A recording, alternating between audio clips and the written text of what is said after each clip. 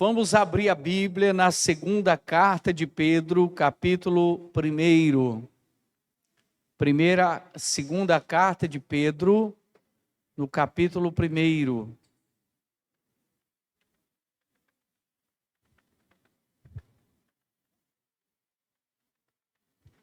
Segunda carta de Pedro, capítulo 1, versículo de número 3.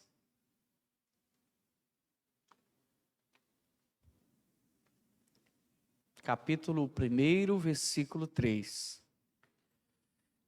Diz assim: visto como o seu divino poder nos deu tudo o que diz respeito à vida e à piedade, pelo conhecimento daquele que nos chamou por sua glória e virtude, pelas quais ele nos tem dado grandíssimas e preciosas promessas, para que por elas fiqueis participantes da natureza divina, havendo escapado da corrupção que pela concupiscência há no mundo. Então, o apóstolo Pedro, ele está trazendo para nós uma informação muito importante, que Deus, segundo o seu infinito poder, ele nos deu tudo o que diz respeito à vida e à piedade. Então, quando a Bíblia diz que Deus nos deu tudo, na verdade ela está dizendo tudo, todas as bênçãos. Amém, pessoal? Tudo aquilo que você precisa de bom, Deus já providenciou, né? Já providenciou. Está tudo na palavra dele. A gente precisa ler mais a palavra e procurar entender o que é direito nosso. Quando você lê a Bíblia, você consegue ver na palavra de Deus aquilo que lhe pertence. Aquelas palavras que vão se abrindo para o seu entendimento, e aí Deus vai revelando ao seu coração, e Ele vai trazendo ao seu coração uma fé. Vai trazendo ao seu coração uma certeza. E essa certeza, ela dá para você a capacidade de orar e tomar posse dessas bênçãos. Agora tem muita gente que diz assim: mas como é que Deus, com o seu poder, me deu tudo, se eu tenho falta de tanta coisa? É porque essas bênçãos, primeiro, elas acontecem no mundo espiritual. Está até aqui no livro de Efésios, voltando um pouco aqui, Efésios, capítulo de número 1. Efésios, capítulo 1. No versículo de número 3. Efésios, capítulo 1, versículo 3. Bendito o Deus e Pai de nosso Senhor Jesus Cristo, o qual nos abençoou com todas as bênçãos espirituais nos lugares celestiais em Cristo. Olha, presta atenção, Deus nos abençoou com todas as bênçãos. Todas as áreas que você precisa, Ele já te abençoou. Só que Ele está dizendo aqui que essas bênçãos, elas estão no campo espiritual. Você precisa tomar posse delas. Precisa orar como a Bíblia orienta você a orar. E eu vou lhe ensinar aqui o que você tem que fazer para que essas bênçãos, elas possam se materializar. Amém? Assim como você, irmão, você muitas vezes chama inconscientemente, você abre a boca e fala certas palavras e parece que aquilo que você fala começa a acontecer. Espiritualmente é do mesmo jeito. Quando você abre a boca para declarar palavras de bênçãos, essas bênçãos espirituais começam a acontecer na sua vida. Quando você abre a boca para ficar só declarando palavras negativas, pessimistas, essas coisas começam a acontecer também. Então é importante você entender, ele nos abençoou com todas as bênçãos espirituais. Só que essas bênçãos, elas vão se materializar quando você fizer isso aqui. Vamos lá para o livro de Romanos, capítulo 4. Romanos, capítulo 4.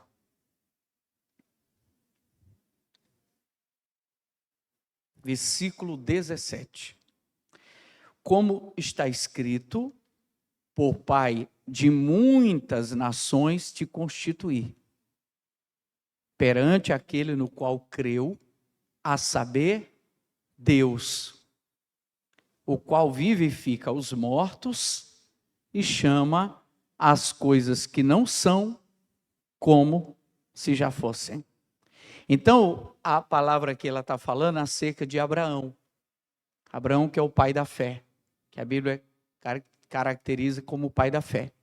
Então, como o pai da fé, o Abraão, ele creu em Deus, a Bíblia está dizendo que ele creu em um Deus que vivifica os mortos, que ressuscita os mortos.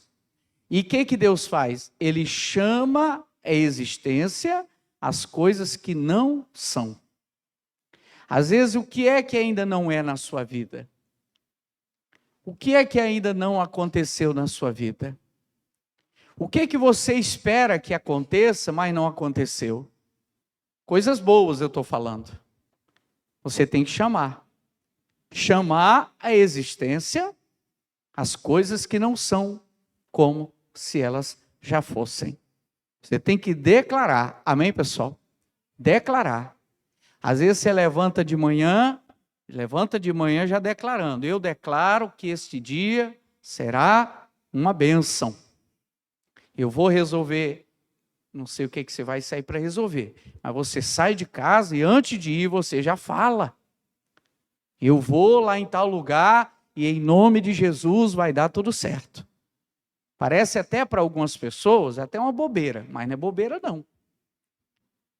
Irmãos, tem um caso na Bíblia de um homem que era servo de Abraão. Esse homem, ele fez uma prova com Deus, e o bonito é que quando ele foi buscar uma esposa para a filha do Abraão, ele orou a Deus e declarou da maneira como ele queria. E ele saiu. Fez uma oração a Deus, fez prova com Deus. Ele precisava conseguir para o filho do seu senhor Abraão, que no caso era o Isaac, uma esposa. Das filhas que faziam parte do povo de Deus. E ele fez uma oração. Deus, eu oro a ti agora, se a mulher que for aquela que vai ser a mulher do teu Senhor, vier no poço, dê água de beber aos camelos, e fizer assim, assim, assim, essa vai ser a mulher que o Senhor preparou para o meu Senhor. Mas do mesmo jeito que ele orou, aconteceu. Ele ficou maravilhado, porque tudo que ele orou, aconteceu. Irmãos, a gente tem que pedir a Deus, até para a vida dos nossos filhos, irmão. Para Deus preparar, você tem que colocar diante de Deus. Deus, eu quero um marido para minha filha, que seja assim, assim, assim. Ah, pastor, mas isso é bobeira. Bobeira para quem não tem fé. Bobeira para quem não tem fé. Mas para quem tem fé, a pessoa tem que declarar. Amém? Você tem que declarar um casamento abençoado para o teu filho, para a tua filha, irmão. É declarar uma fonte de renda abençoada. Claro que tem que trabalhar, mas isso aqui é tudo ato de fé. Ele foi e voltou, irmão, com uma boa resposta. Deus abençoou ele. Quando ele voltou, estava lá a Rebeca, apresentou para o seu senhor, e eles se casaram e foram felizes. Porque ele chamou a existência. Você tem que chamar a bênção. Amém? Tem que chamar a bênção. Lá no livro de Gênesis fala sobre isso. Vamos lá, rapidinho. Gênesis, capítulo 1. Gênesis, capítulo 1. Irmãos, estamos na casa de Deus, na presença dele. Amém, pessoal? E Ele está aqui presente entre nós, para nos abençoar. Tá certo? Olha só. Gênesis capítulo 1. No princípio criou Deus o céu e a terra. E a terra era o quê? Sem forma e vazia. A terra não tinha forma, era vazia. E havia trevas sobre a face do abismo. E o Espírito de Deus se movia sobre a face das águas. E disse Deus: haja luz. Deus declarou: haja luz. Deus determinou que houvesse luz, que a luz aparecesse. E o que aconteceu? E houve luz. Você vê que não tinha luz. As trevas estavam tomando conta ali, ó. E Deus disse: haja luz. O que Deus faz? Deus chama a existência. A gente tem que começar a declarar, irmão. Está meio um clima pesado na sua casa? Declara: haja paz na minha casa. Clima de enfermidade, haja saúde na minha casa. Amém, irmão? Tem que chamar a bênção, chamar a existência, chamar a prosperidade. E aí o que aconteceu? E viu Deus que era boa a luz, e fez Deus separação entre a luz e as trevas. Ele chamou a luz apareceu, e ele viu que a luz era uma coisa boa. A gente começa a chamar as coisas boas, quando elas começam a aparecer, a gente começa a ver que é bom. A gente começa a experimentar coisas boas. Agora é ruim quando a gente chama a coisa ruim, coisas más, essas coisas ruins começam a acontecer na nossa vida. Tem gente que inconscientemente ela chama o acidente, ela chama a doença. Ela está chamando. Como, pastor? Ela fala que está doente. Ela está chamando a doença. Ela fica falando que tem tal enfermidade. Inconscientemente ela está te chamando, irmão, e o mal parece que quando você mal termina de falar a palavra, o mal já está entrando. A gente tem que parar, irmão, de ficar dizendo que tem tal doença. Temos que mudar a nossa maneira de falar, pessoal. Deus disse: haja luz. E a luz passou a existir. E viu Deus que a luz era uma coisa boa. Diga glória a Deus. Temos que declarar coisas boas na nossa casa. Temos que declarar coisas que vão trazer alegria para a nossa família. Eu estou falando e você já deve estar entendendo o que você tem que falar. Para você, para a sua saúde, para o seu trabalho, para os seus filhos. Amém? Fica falando, esse carro não presta. Pois não vai prestar mesmo não. Ele está chamando. Você está dizendo que ele não presta, então ele não vai prestar. Porque você está chamando o quebra-quebra. Chama coisas boas para a sua vida. Hoje você vai orar e você vai numa atitude de fé chamar, amém? A causa na justiça, aquele dinheiro retido, chame a prosperidade. Chama, irmão. O seu divino poder nos deu tudo, tudo. Tem muita gente que está esperando, sabe? Está dizendo no dia, sabe? Um dia, não, irmão, você tem que chamar a bênção, você tem que tomar posse dela o mais rápido possível.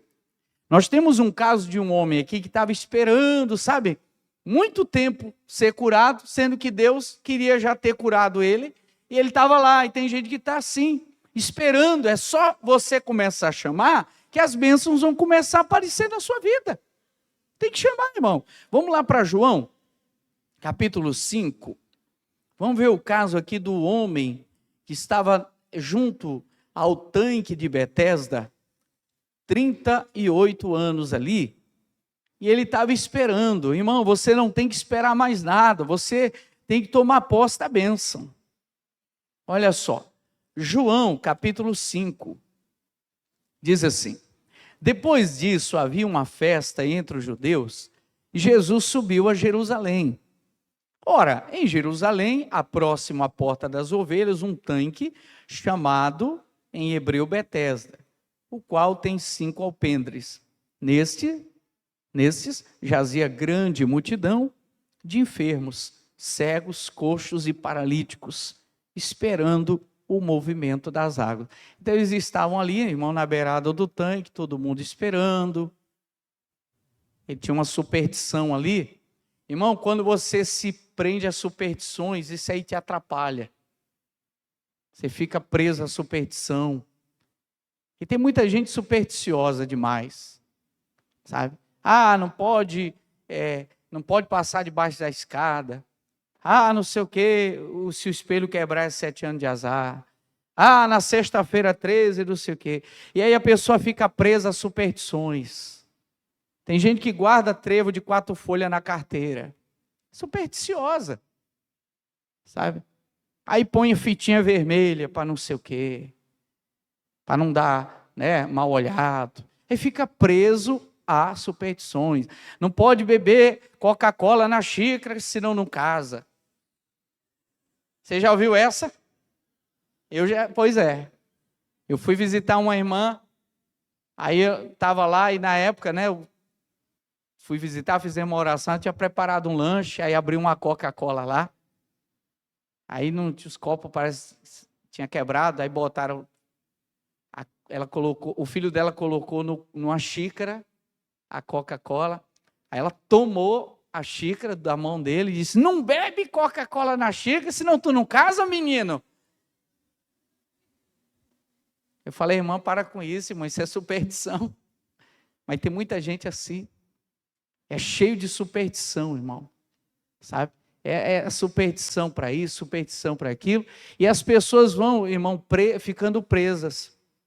Esse homem estava preso ali naquele tanque, 38 anos, esperando.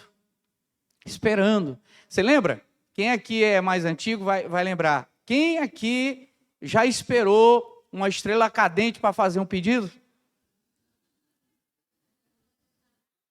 Irmão, você esperava lá, aí tinha que fazer o pedido antes da estrela cair. Irmão, isso é superstição, irmão. Irmão, eu acho que eu perdi as contas de quantas estrelas eu vi cair, nunca aconteceu nada que eu pedi. Superstição. Então estava lá, todo mundo lá e nada acontecia. E aí, irmãos, tá todo mundo esperando o movimento. Esperando o movimento das águas. Porquanto um anjo descia em certo tempo ao tanque, agitava a água, e o primeiro que ali descia, depois do movimento da água, sarava de qualquer enfermidade que tivesse. Então, eles acreditavam que quando a água se movimentava, às vezes até um vento movimenta as águas. Quando o vento está forte, as águas elas ficam movimentando. E eles achavam que era naquele movimento que alguém seria curado. Só que a Bíblia não fala de ninguém aqui que foi curado. Está todo mundo esperando ali. E esse homem, está aqui, 5. Estava ali um homem que havia 38 anos se achava enfermo. 38 anos esperando. 38 anos enfermo. Porque ele estava preso nessa superstição. Tem muita gente preso em algum mal porque está esperando algo bom vir e não chama esse algo bom. Não chama essa bênção para ela. E fica presa. Se o dia Deus quiser, Ele vai me curar. Irmão, será que Deus é tão mau que Ele ainda não quer? Ele nunca quer. Você está tanto tempo doente, então aí você ainda diz, se Deus quiser, então quer dizer que Ele não quer. Se parece que Ele nunca quer, é igual a pessoa que diz assim, no dia que eu quiser, eu paro de fumar. O problema é que a pessoa nunca quer parar. Porque se ela diz que no dia que ela quer, ela para. Então ela nunca quer. Deus, Ele quer te curar, Deus quer te abençoar, mas você tem que entender a palavra dEle para Ele fazer isso na sua vida. Amém? Às vezes está esperando algo que Deus já te deu. Você está esperando uma bênção que já é sua. É só você tomar posse dela. Ele estava lá esperando. E aí, o enfermo, versículo 6, Jesus, vendo este deitado, sabendo que estava nesse estado há muito tempo, disse-lhe: queres ficação? Jesus sabia que ele estava daquele jeito há muito tempo. Jesus sabe o teu estado. Jesus sabe quanto tempo você se encontra, talvez doente, enfermo, com problema. Mais do que até você mesmo, que aí quando foi diagnosticado, talvez você já tinha um problema que estava oculto e não tinha aparecido ainda.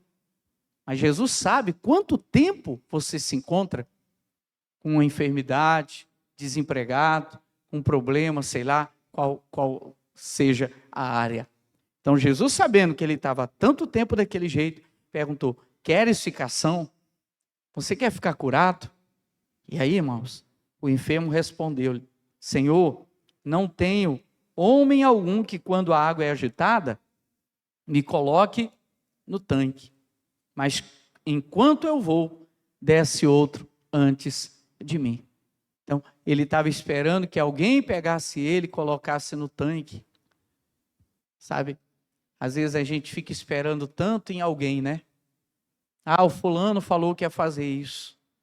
Ah, o fulano falou que ia me dar um emprego. Ah, o fulano... E a gente sempre fica naquela expectativa, colocando a esperança no homem, colocando a esperança em alguém, num primo, num parente, e a gente tira o coração da palavra de Deus. Irmão, a nossa confiança tem que estar no Senhor. Maldito o homem que confia no homem. Você tem que confiar em Deus.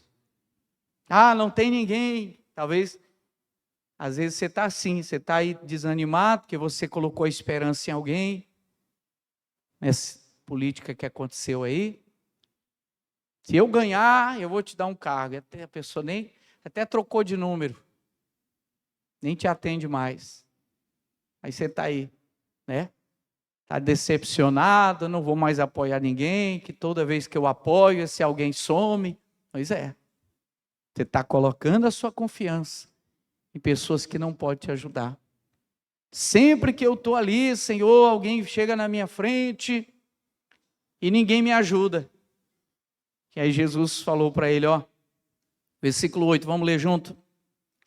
Jesus disse-lhe, vamos ler, levanta-te, toma a tua cama e anda.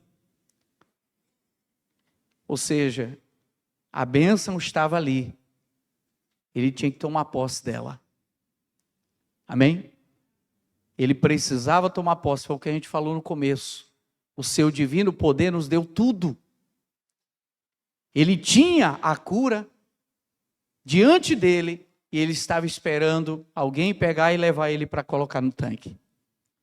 Então hoje você tem que entender, a nossa esperança, a minha e a sua, tem que estar no Senhor. E Ele tem a solução para tudo. Ele é Deus, Ele é Senhor, diga bem. Logo aquele homem ficou são, ficou curado. Porque Jesus, que é o dono da cura, estava ali. 38 anos, mas quando Jesus chega do lado dele, ele toma posse da bênção, levanta, toma teu leito e anda. Um foi curado na hora. Porque o divino poder nos deu tudo. O divino poder de Deus deu para ele a cura. Ele estava 38 anos ali.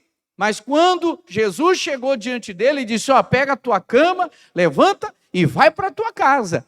Naquela hora o divino poder deu para ele a cura. Ele tomou posse da cura. Ele se levantou e logo aquele homem ficou são e tomou a sua cama e partiu. E aquele dia era sábado. O homem ficou curado. Por quê? Porque o divino poder nos deu tudo que diz respeito à vida e à piedade. O poder de Deus que era aqui é conosco hoje também. Não importa o que você tem passado, quanto tempo você está doente, Deus te cura hoje também. Cura, pastor? Cura? Está aqui, ó, Hebreus 13. Vamos rapidinho lá, para finalizar. Hebreus capítulo 13, versículo 8. Vamos ler juntos. Na tela todo mundo, vamos lá? Jesus Cristo é o mesmo. Ontem, E hoje, ele não mudou. Às vezes a gente muda, mas ele não muda. Ele continua o mesmo. Amém? O mesmo poder que operou naquele dia continua operando hoje. Vamos finalizar? Vou voltar para o texto que a gente iniciou, para a gente fazer a oração. Vamos lá? Volta lá, 2 Pedro, capítulo 1, versículo 3. Visto como o seu divino poder nos deu